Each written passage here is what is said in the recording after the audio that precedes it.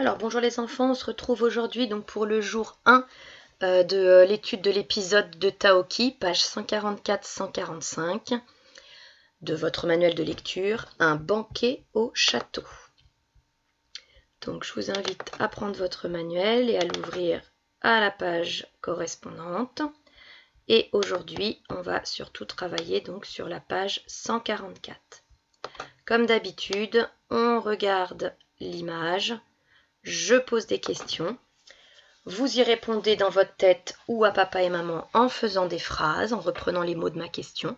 N'hésitez pas à mettre pause lorsque je pose la question pour que vous ayez le temps de répondre. C'est parti. Où se déroule la scène? La scène se déroule dans un château. Qui voit-on? Nous voyons Hugo, Lily, la maman de Hugo, ainsi que d'autres personnes. Que font les autres personnes? Elles dansent, elles jouent de la musique, elles mangent à table. Comment sont habillées les autres personnes? Les autres personnes sont habillées comme au Moyen-Âge. Ils ont en fait des costumes d'époque. Que fait Taoki?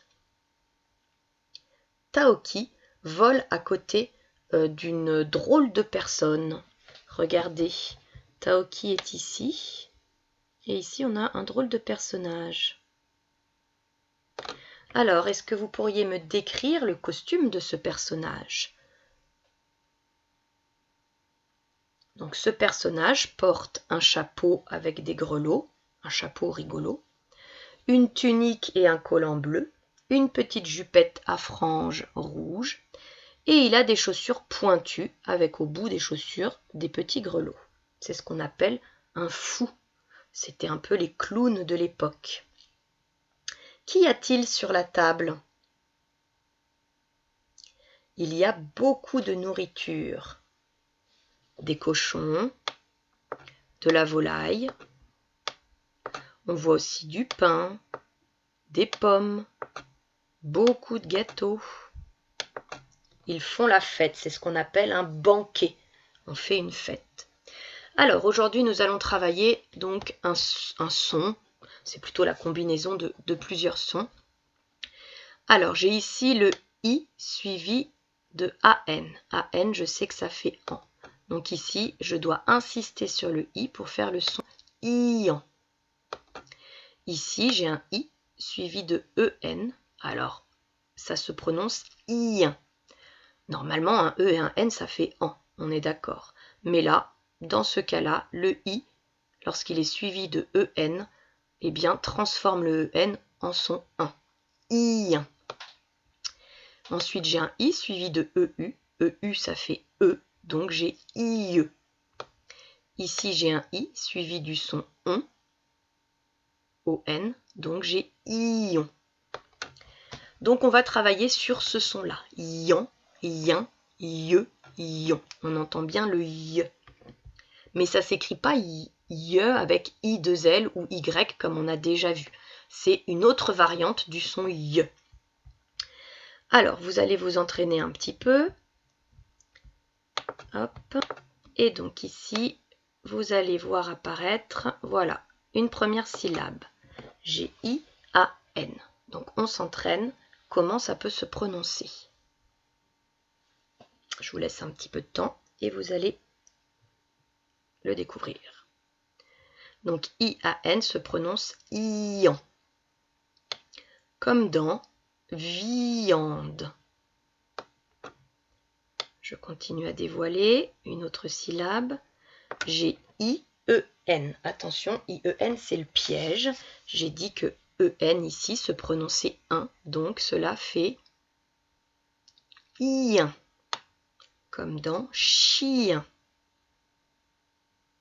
Je continue, une autre syllabe. I-E-U. Je vous laisse dire comment ça se prononce. IE, très bien. Comme dans milieu. Et enfin, la dernière syllabe, I-O-N, ion, comme dans lampion. Voilà. Alors, ici, on vous demande donc de regarder les différents dessins et de dire si on entend yan, yin, yeux ou ion. Viande. Alors, dans viande, j'entends yan. Pion. Hein, c'est quand on joue aux dames, vous voyez, on prend des pions. J'entends ion. Chien. J'entends yin.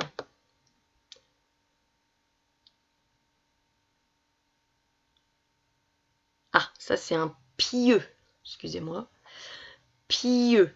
Qu'est-ce que j'entends? J'entends yeux. Lion. J'entends ion. Indien. J'entends yin. Vieux. J'entends vieux. J'entends yeux. Et triangle, j'entends ion.